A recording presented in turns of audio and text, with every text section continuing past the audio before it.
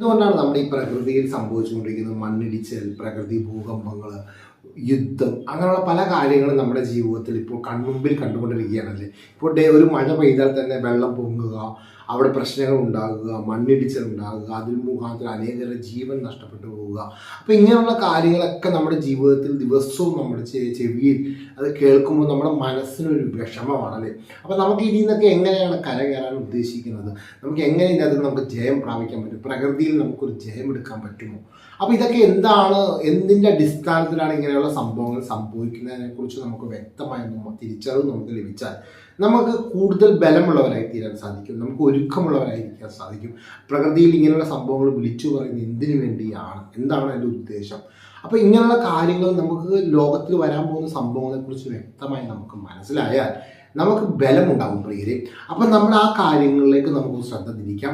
യേശു കർത്താവ് എന്താണ് ഈ പ്രകൃതി സംഭവിക്കുന്ന കാര്യങ്ങളെക്കുറിച്ച് ബൈബിളിൽ പറഞ്ഞിരിക്കുന്നത് അതൊന്ന് നമുക്ക് നോക്കിയാൽ, ഈ അതൊന്ന് നോക്കിയാൽ നമ്മുടെ ജീവിതത്തിലൊരു നന്മയായിരിക്കും. അപ്പോൾ ഈ ബൈബിളിൽ പറഞ്ഞിരിക്കുന്ന അടിസ്ഥാനത്തിൽ ദൈവവചനങ്ങളിലൂടെയാണ് ഈ പ്രകൃതിയുടെ സകല കാര്യങ്ങളും നടക്കുന്നത്. ബൈബിളിൽ എന്താണ് എഴുതി വെച്ചിരിക്കുന്നത് ആ കാര്യങ്ങളെല്ലാം വ്യക്തവുമായിട്ട് അത് ഈ ഭൂമിയിൽ സംഭവിച്ചുകൊണ്ടിരിക്കുകയാണ്. ആ കാര്യങ്ങൾ എന്താണെന്ന് നമുക്ക് മനസ്സിലാക്കി നമുക്ക് ആത്മാവിൽ ബലമുള്ളവരായി തീരാം. അപ്പം നമുക്ക് അതിലേക്ക് നോക്കാം. മർക്കോസ് എഴുതിയ സുവിശേഷം 13-ാം അധ്യായം 5 മുതൽ 8 വരെയുള്ള വാക്യത്തിലാണ് പറയുന്നത്. അപ്പോൾ തന്നെ ശിഷ്യന്മാർ വന്ന് ചോദിക്കുകയാണ് യേശുവിനോട്, യേശു കർത്താവേ, ഈ അന്ത്യകാലത്ത് സംഭവിക്കാൻ പോകുന്ന ലക്ഷണങ്ങൾ എന്തൊക്കെയാണ്, അതൊന്ന് പറഞ്ഞു തരാമോ? അപ്പോൾ കർത്താവ് തൻ്റെ ശിഷ്യന്മാരോട് പറഞ്ഞു കൊടുക്കുന്ന വാക്യമാണ് ഈ പറയുന്നത്. 5-ാമത്തെ പറയുന്നത്, യേശു അവരോട് പറഞ്ഞു തുടങ്ങിയത്, ആരും നിങ്ങളെ തെറ്റിക്കാതിരിക്കാൻ സൂക്ഷിച്ചുകൊള്ളുവിൻ. അപ്പോൾ കർത്താവ് പറയുന്നത് എന്ന് വെച്ചാൽ നിങ്ങൾ ഈ അന്ത്യകാല സമയത്ത് ഒരു അനേകരെ തെറ്റിക്കുന്ന ഒരു സംഭവം ഉണ്ടെന്ന് കർത്താവ് പറയുന്നു. അപ്പോൾ ഇതൊക്കെ നമ്മൾ എന്ത് ചെയ്യണം? സൂക്ഷിച്ചു കൊള്ളുക. പക്ഷെ അടുത്ത പറയും, ഞാൻ ആകുന്നു എന്ന് പറഞ്ഞുകൊണ്ട് അനേകർ എൻ്റെ പേരെടുത്ത് വന്ന് പലരെയും തെറ്റിക്കും. അപ്പോൾ കർത്താവിൻ്റെ പേരും പറഞ്ഞ് അനേകർ ഈ ഭൂമിയിലേക്ക് കടന്നു വരുമെന്നാണ് കർത്താവ് നമ്മളോട് മുൻകൂട്ടി പറയുന്നത്. അടുത്തൊരു കാര്യം പറയുന്നത്, വചനം ഇങ്ങനെ പറയുന്നത്, എന്നാൽ നിങ്ങൾ യുദ്ധങ്ങളെയും യുദ്ധശ്രുതികളെയും കുറിച്ച് കേൾക്കുമ്പോൾ ഭ്രമിച്ചു പോകരുത്. അത് സംഭവിക്കേണ്ടത് തന്നെ, എന്നാൽ അത് അവസാനമല്ല. നമ്മളിപ്പോൾ എന്താ ചെയ്യണമെന്ന് വെച്ച് കഴിഞ്ഞാൽ നമ്മളിപ്പോൾ യുദ്ധങ്ങളെയും യുദ്ധശ്രുതികളെയും കുറിച്ചൊക്കെ കേട്ട് ദിവസവും നമ്മൾ കേട്ടുകൊണ്ടിരിക്കുകയാണ് അല്ലേ. ഇസ്രയേൽ ഹമാസ് യുദ്ധങ്ങൾ, യുക്രൈൻ റഷ്യ യുദ്ധങ്ങൾ, ചൈന, അങ്ങനെ പല യുദ്ധശ്രുതികളെ കുറിച്ചൊക്കെ നമ്മൾ ദിവസവും നമ്മൾ കേട്ടുകൊണ്ടിരിക്കുകയാണ്. അപ്പോൾ ഇതെല്ലാം സംഭവിക്കുന്നത് എന്തിനാണ്? ദൈവത്തിൻ്റെ വചനത്തിൽ എഴുതി വെച്ചിരിക്കുകയാണ്. കർത്താവിൻ്റെ വരവെടുക്കാനാകുമ്പോൾ എന്തെല്ലാം സംഭവിക്കുന്ന യുദ്ധങ്ങളെയും യുദ്ധശ്രുതികളെയും കുറിച്ച് കേൾക്കും. പക്ഷെ കർത്താവ് പ്രത്യേകം പറയുന്നത്, നമ്മൾ ഭ്രമിച്ച് പോകരുത്, പേടിച്ച് പോകരുത് എന്ന് കർത്താവ് പ്രത്യേകിച്ച് തൻ്റെ മക്കളോട് പറയുകയാണ്. അപ്പം നമ്മളിത് കേട്ടിട്ട് ഭയത്തിലും കർത്താവിൻ്റെ വരവ് ഏറ്റവും അടുത്തു എന്നൊക്കെ പറഞ്ഞ് പേടിച്ചിരിക്കാൻ പാടില്ല എന്നാണ് കർത്താവ് നമ്മളടുത്ത് പറയുന്നത്. അതുകൊണ്ട് പറയാം, ജാതി ജാതിയോടും രാജ്യം രാജ്യത്തോടും എതിർക്കും. അവിടെ എവിടെയൊക്കെ ഭൂകമ്പം ഉണ്ടാവും, ക്ഷാമം ഉണ്ടാവും. അപ്പോൾ അടുത്തൊരു ലക്ഷണമാണ് കർത്താവ് പറയുന്നത്, ജാതി ജാതിയോട് തന്നെ എതിർക്കും. ഇപ്പം തന്നെ നമുക്കൊന്ന് ആലോചിച്ച് നോക്കിയേ, ഓരോ ജാതിക്കാർ ജാതിയോട് തന്നെ എതിർക്കുന്നു, മതത്തിൻ്റെ പേരിൽ യുദ്ധങ്ങൾ സംഭവിക്കുന്നു, അങ്ങനെ പ്രശ്നങ്ങൾ വർദ്ധിച്ചു വരുന്നൊരു കാലഘട്ടമാണ്. അതുപോലെ തന്നെ രാജ്യം രാജ്യത്തോട് തന്നെ എതിർക്കുകയാണ്. ഒരു രാജ്യത്തിലിരിക്കുന്നവർ രാജ്യത്തിലുള്ളവരെ തന്നെ അങ്ങോട്ടും ഇങ്ങോട്ടും യുദ്ധം ചെയ്യുന്ന ഒരു കാലഘട്ടം ആരംഭിച്ചിരിക്കുന്നു. അങ്ങനെ ശ്രീലങ്കയിലൊക്കെ നടന്ന കാര്യങ്ങളുണ്ട്. അങ്ങനെ പല രാജ്യങ്ങളിലും ഇതൊക്കെ നമുക്ക് കൺമുമ്പിൽ കണ്ടുകൊണ്ടിരിക്കുകയാണ് അല്ലേ. ഇപ്പം എന്ത് ലോകത്തിൽ നടക്കുന്ന എന്ത് സമയം സെക്കൻഡുകൾക്കുള്ളിൽ നമ്മുടെ കണ്ണിൻ്റെ മുമ്പിൽ നമുക്ക് കാണാൻ സാധിക്കും. അടുത്തൊരു കാര്യം പറയുന്നത്, ക്ഷാമവും ഭൂകമ്പവും ഉണ്ടാവും. ഇപ്പം തന്നെ എത്ര അടുത്ത് ക്ഷാമമുണ്ടായി, എത്ര അടുത്ത് സാമ്പത്തിക ബുദ്ധിമുട്ടുണ്ടായി, എത്ര അടുത്ത് നമുക്ക് കൊറോണ മുഖാന്തരം അനേകം രാജ്യങ്ങൾ ദരിദ്രരായി. അങ്ങനെ തന്നെ നമുക്ക് ഒത്തിരി ക്ഷാമം നമുക്ക് കേൾക്കാനിടയായി. അതുപോലെ തന്നെ ഭൂകമ്പങ്ങൾ ഈ ഒരു കുറച്ച് കാലഘട്ടങ്ങളിൽ നോക്കിക്കഴിഞ്ഞാൽ എപ്പോഴും മണ്ണിടിച്ചിൽ, വെള്ളപ്പൊക്കം, അങ്ങനെ ഒരു വലിയ സംഭവങ്ങൾ നമ്മുടെ മുന്നിൽ കണ്ടുകൊണ്ടിരിക്കുകയാണ്. അപ്പോൾ ഇതെല്ലാം ഫ്ലഡ്, ഒരു മഴ പെയ്ത് അപ്പം തന്നെ വെള്ളം പൊങ്ങുക, അനേക വസ്തു സമ്പത്തുകളൊക്കെ നഷ്ടപ്പെട്ടു പോകുക. അപ്പോൾ ഇങ്ങനെയുള്ള ജനങ്ങൾക്ക് ഭയങ്കരമായൊരു വിഷമമാണ്. അപ്പോൾ ഒരു സുഖമായി സന്തോഷത്തോടെ ജീവിക്കാൻ ഒരു സ്ഥലത്ത് നമുക്ക് സാധിക്കില്ല എന്ന് വ്യക്തമായി നമ്മുടെ മനസ്സിൻ്റെ അകത്തൊരു എഴുതി വെച്ചിരിക്കുകയാണ്.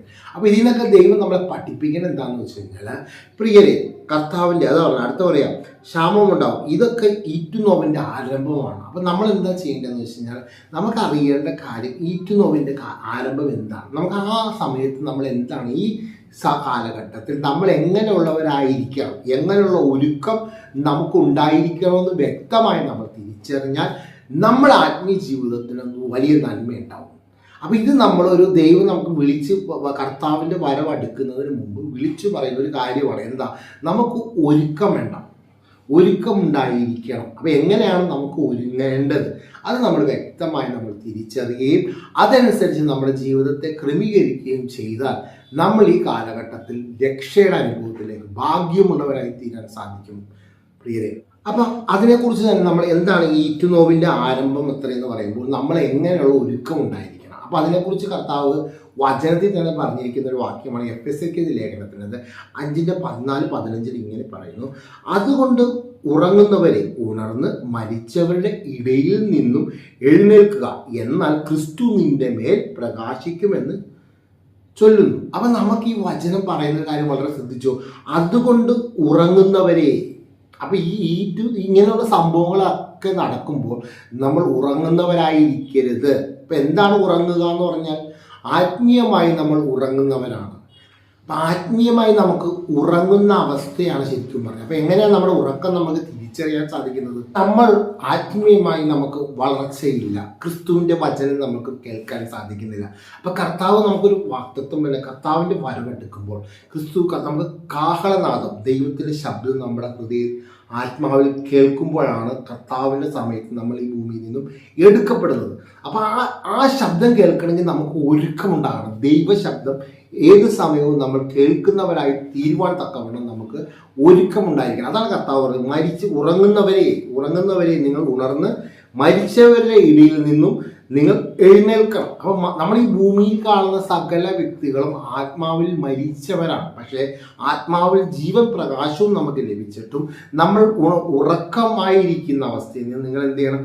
ഉണർന്നു വരണം. ഈ സംഭവങ്ങളൊക്കെ വിളിച്ചു പറയുമ്പോൾ നമുക്ക് ഒരുക്കമുള്ളവരായിരിക്കണം. നമ്മുടെ പ്രാണനാഥൻ യേശുക്രിസ്തു അടുത്തുകൊണ്ടിരിക്കുകയാണ്, നമ്മൾ ഈ ഭൂമിയിലേക്ക് വന്നുകൊണ്ടിരിക്കുകയാണ്. നമ്മൾ ഈ ഭൂമിയിൽ നിന്നും കർത്താവിൻ്റെ രാജ്യത്തിലേക്കുള്ള പ്രവേശനത്തിന് സമയം അടുത്തിരിക്കുന്നു. അപ്പോൾ ഈ സമയത്ത് നമ്മൾ എന്ത് ചെയ്യണം? നല്ല ഒരുക്കത്തോടെ. എങ്ങനെയാണ് നമുക്ക് ഒരുങ്ങേണ്ടത്? ദൈവവചനത്തിൽ പറയുന്നു. അതിൻ്റെ അടുത്തൊരു വാക്യത്തിൽ പറയുന്നു, 15 പറയുന്ന എഫെസ്യർക്ക് ലേഖനത്തിനകത്ത്, ആകയാൽ സൂക്ഷ്മതയോടെ അജ്ഞാനികളായിട്ടല്ല ജ്ഞാനികളായിട്ട് നടക്കുവാൻ നോക്കുവിൻ.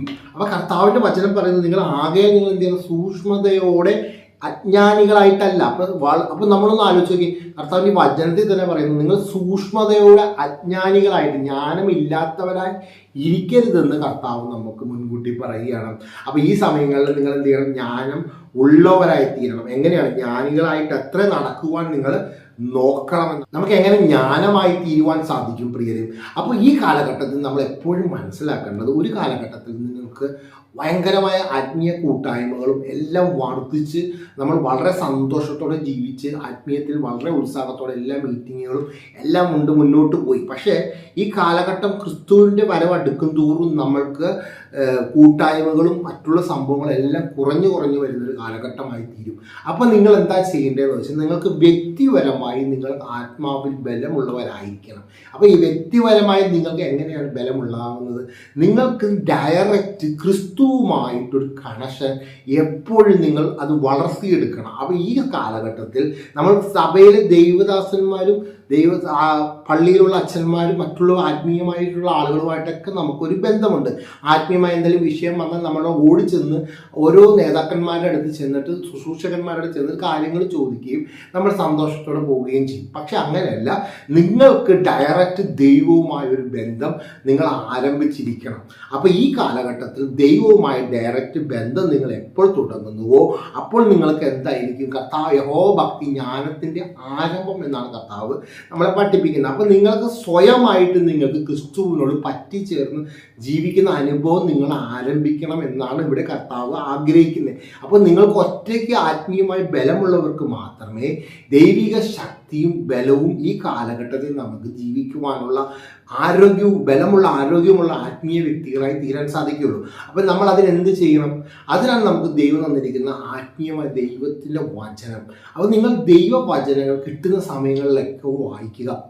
വചനം നിങ്ങൾ വായിച്ച് ബൈബിളിലൂടെ വചനങ്ങൾ വായിച്ച് അതിനെക്കുറിച്ച് പഠിച്ച് മനസ്സിലാക്കി ദൈവത്തോട് എപ്പോഴും യാചിക്കുക, കർത്താവെ ഈ വചനങ്ങളുടെ അർത്ഥം എൻ്റെ ജീവിതത്തിലേക്ക് മനസ്സിലാക്കി തരണമേ എന്ന് നമ്മൾ എപ്പോഴും നിരന്തരമായി പ്രാർത്ഥിക്കുകയും ധ്യാനിക്കുകയും വചനത്തെ നമ്മൾ പ്രഖ്യാപിക്കുകയും ചെയ്യുമ്പോൾ ഉറപ്പായിട്ടും ദൈവവചനം പറയുമ്പോൾ കർത്താവ് കേൾക്കാതിരിക്കില്ല, കർത്താവ് കേൾക്കും.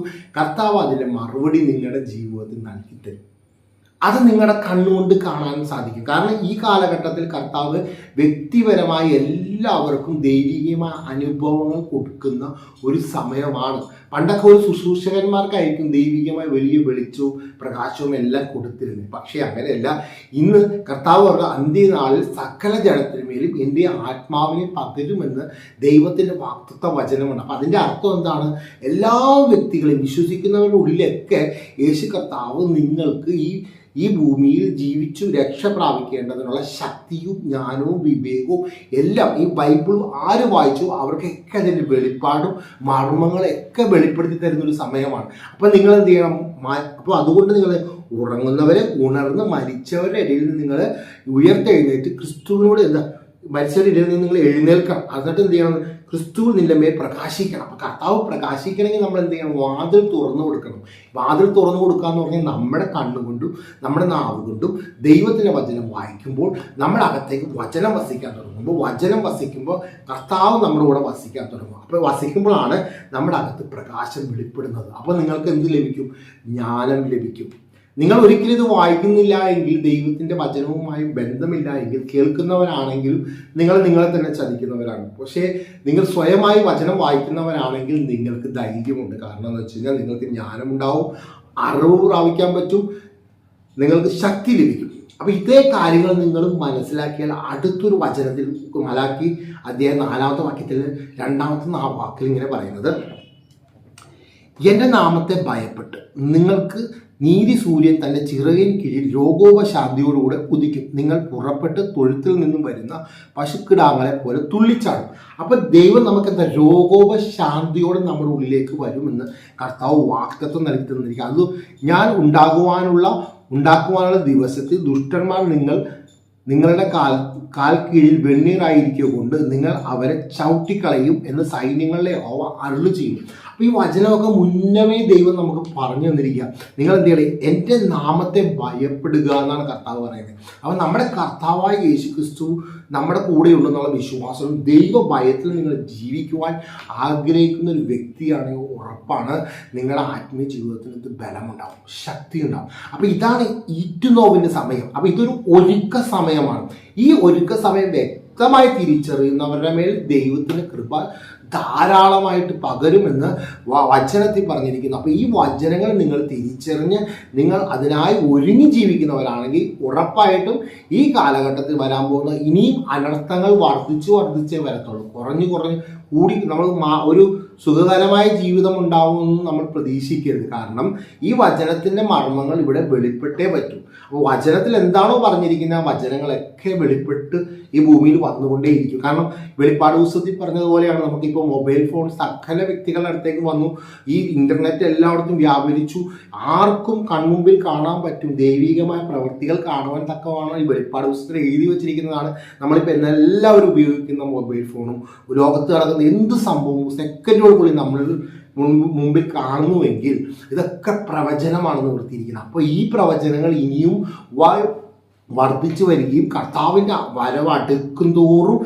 വലിയ വലിയ പ്രശ്നങ്ങൾ ഈ ഭൂമിയിൽ ഉണ്ടാവും. പക്ഷേ ഇതിലൊന്നും നിങ്ങൾ പേടിക്കുകയോ തളർന്നു പോവുകയോ ഒന്നും ചെയ്യരുത്. നമുക്ക് ചെയ്യേണ്ട ഒരേ ഒരു കാര്യം, നമ്മൾ ക്രിസ്തുവിൽ ഉണർന്ന് ജീവിക്കുക, ജ്ഞാനമുള്ളവരായി തീരുക. അങ്ങനെ നിങ്ങളുടെ ആത്മീയ ജീവിതം ബലമുള്ളവരായി തീരട്ടെ. ഇത്രത്തോളം ഈ വചനം കേൾക്കാനൊക്കെ തന്ന സമയത്തിന് വളരെ നന്ദി. ദൈവനാമം മഹത്വം കൊടുക്കട്ടെ. പ്രാർത്ഥിച്ചു ക്രിസ്തുവിന്റെ നാമത്തിൽ തന്നെ. ആമേൻ.